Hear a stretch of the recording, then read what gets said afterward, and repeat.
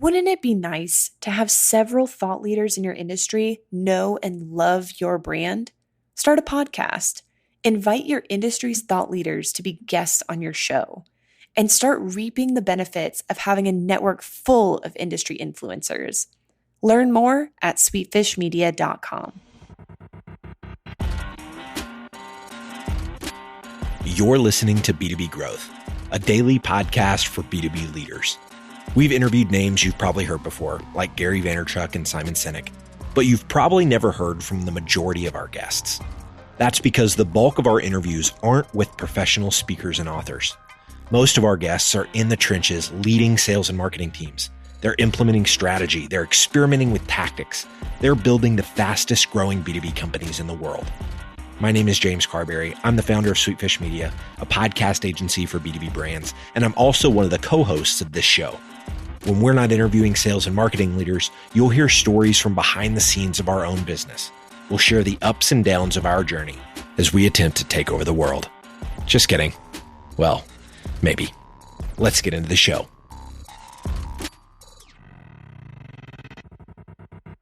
Welcome back to the B2B Growth Show. We're here today with Josh Walsh. He is the CEO at the Refinery. Josh, how you doing today, man? Doing great, man. Hey, I am really excited to have you on the show. Thanks for making some time. We've been meaning to do this for a while, and you and I have known each other for some time, so I'm really excited to share your unique thoughts on the sales experience and what you call the art of no deal with our audience today. But before we do that, you and I have gotten to know each other a bit over the last year or so. But for our audience, I'd love for you to give them an introduction to yourself and let them know what you and the team at the Refinery are up to these days. Give them a little bit of context for this conversation. Yeah, sure. I started the Refinery 17 years ago. We're based in Cleveland, Ohio. We're a software development company, but we kind of masquerade as a digital agency of sorts. We do a lot of custom software development for marketing departments at large national brand companies, including building websites and other custom software that internally helps run those companies.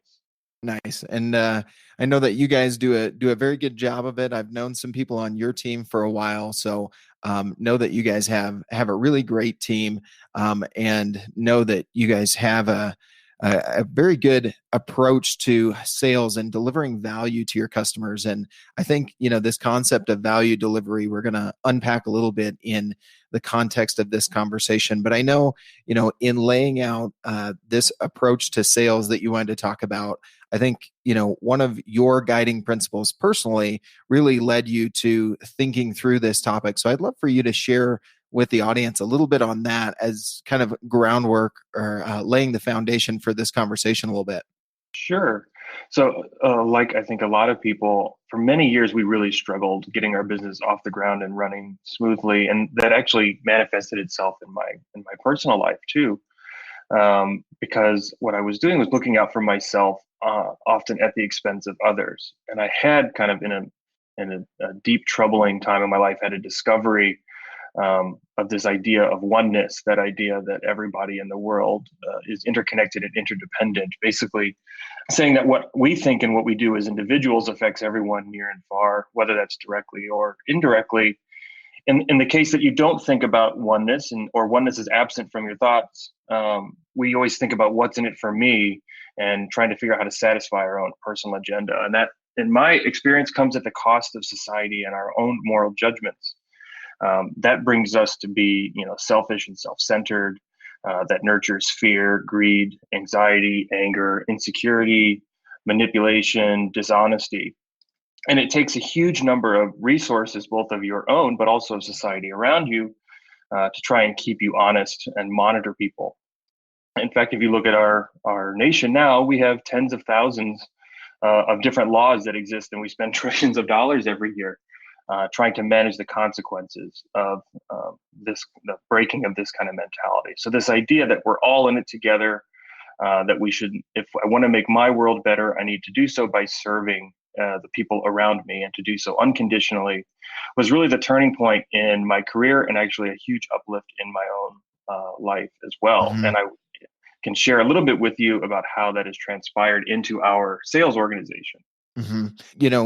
thinking about, typical sales, I think we all fight the urge to focus on, what's in it for me, what's the commission check, what's the revenue, what's the bottom line for my company, because we're in business to make a living and to provide for ourselves and provide for our families. But at the same time, we need to be serving the people that are in our customer base, that are in our audience, and the people that we're interacting with. So tell us a little bit about how you guys have tried to apply this idea of thinking about your customers first, putting yourself second, in a service-based organization, like the Refinery. Yeah. So when you think about how to grow or scale companies, stable, consistent revenue is the key. And as salespeople, when we work for our organization, that's kind of what they expect of us, right? It's to go out and find the deals that that bring the revenue in and make it stable. Right. As a result, right, we put a lot of pressure on those people, including ourselves, to deliver that, and that makes us, kind of get fearful or stressed out if we don't deliver. Puts a lot of pressure on us, so that causes us to fight constantly. So this idea of oneness, the idea that we should be selfless, not selfish, is totally the opposite of that mentality. So working to be in service of others and then using that as an opportunity to drive revenue for your business, I think, is a better approach. And so if we think about a couple just kind of fundamental ways that sales work, right? Prospects buy when they perceive value for themselves. Right. If you pick up the phone and call and say, "Hey, will you do me a favor and buy my product?" They're like, "What for? What does it do me? Right? Does Right, it add exactly. any value?" There's got to be perceived value, right? Right. So if we pick up the phone and what we're trying to do is drive our own commission checks up, and we're making calls trying to just ask people to buy, right? And I'm exaggerating here a little bit for effect, but our customers can smell that coming, right? Yeah, that's definitely true. Yeah. And so there's this idea of the deal.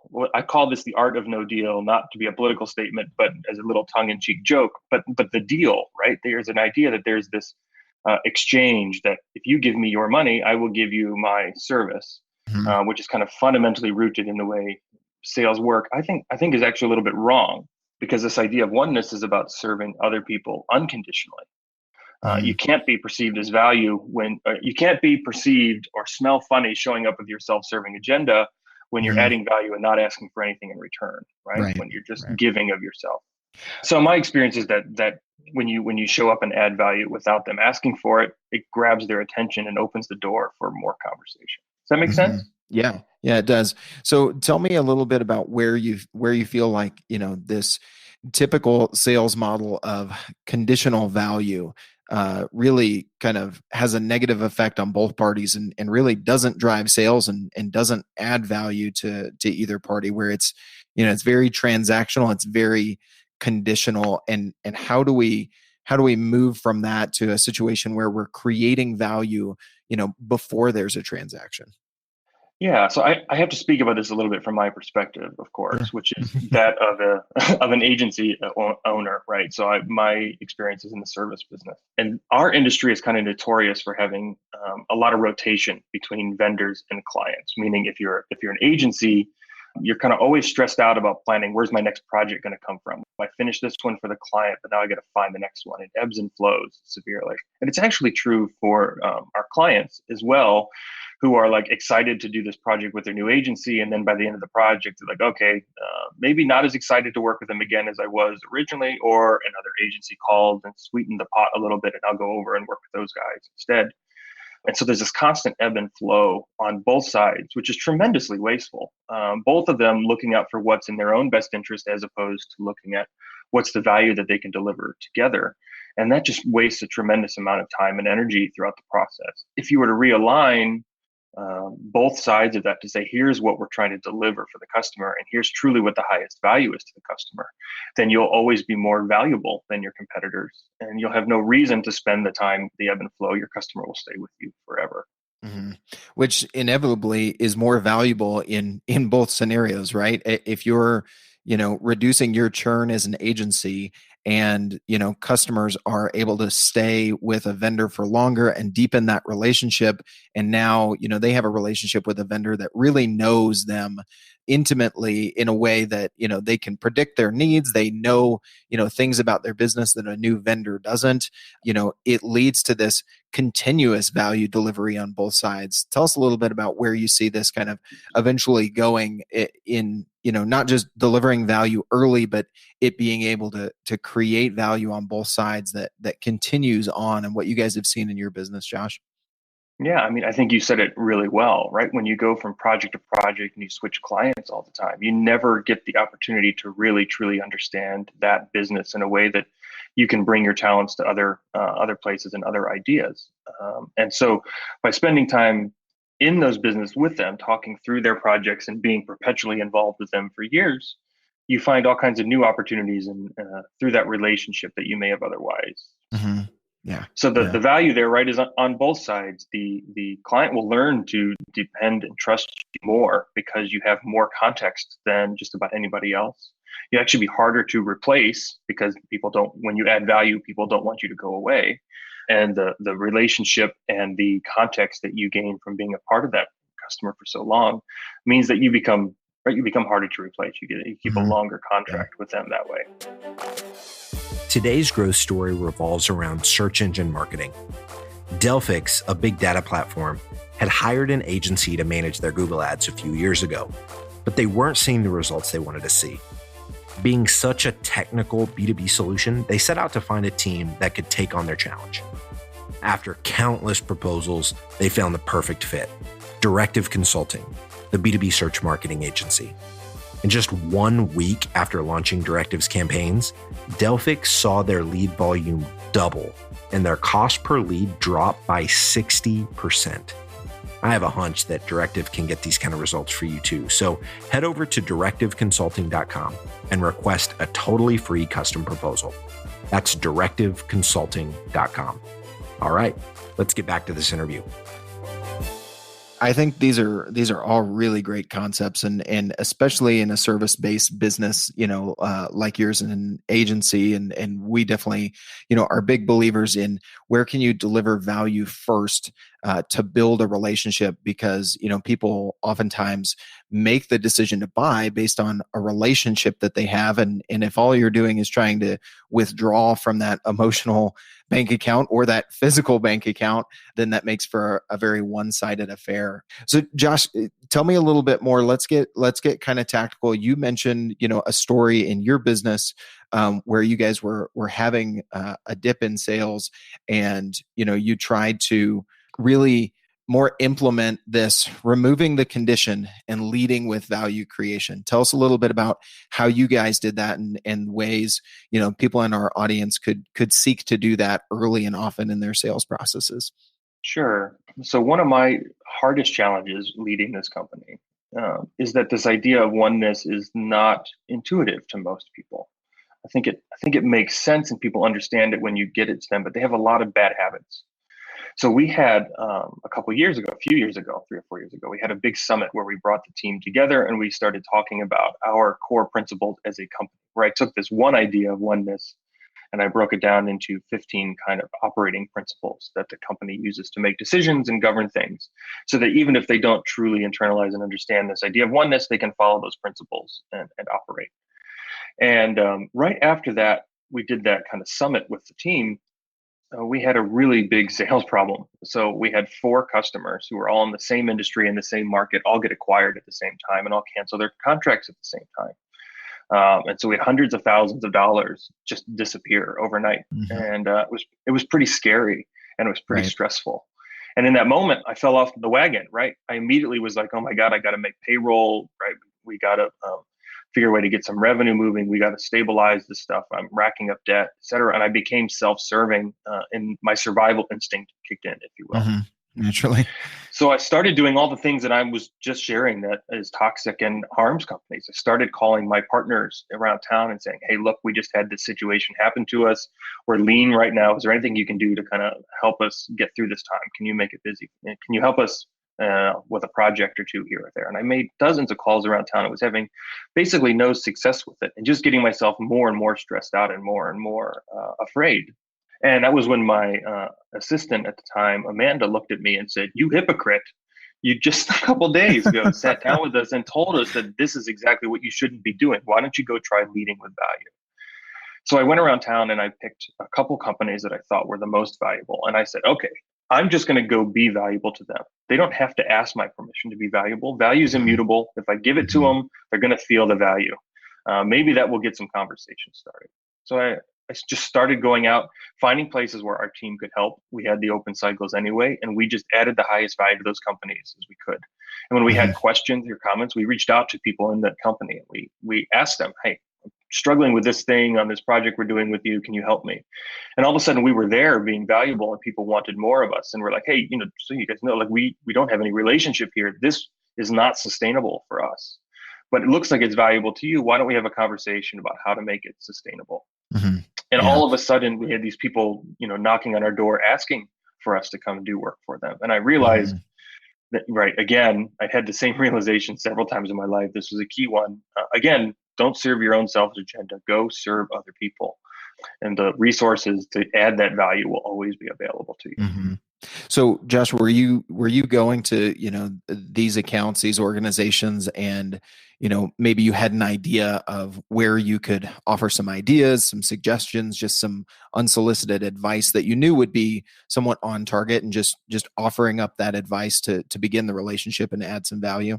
Right. So that's the easiest way, right? Would be to do something like create, let's talk again in my industry, I can create a report that shows how people are performing in search engines and other things like that and give them some insights on how to make things better.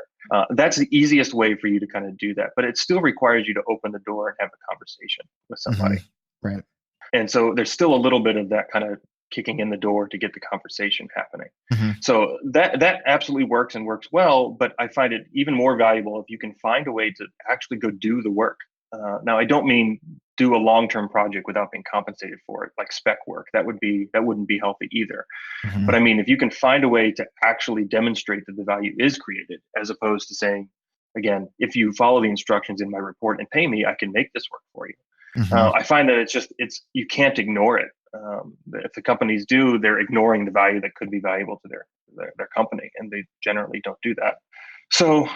Yeah, I mean, this is the one pushback I always get when I try to share this idea with people is that, well, you're going to lead and you're going to do the work without being paid for it. Like, how does that work? Like, why would people ever respect you as a professional service person if you don't charge for your work? And I think that's a little bit misunderstanding of where things are coming from. And the idea of oneness means it has to be a win-win situation, right? So if I, as their vendor, cannot afford to continue adding the value to them, we both lose. They will not get the value, and I'll go out of business.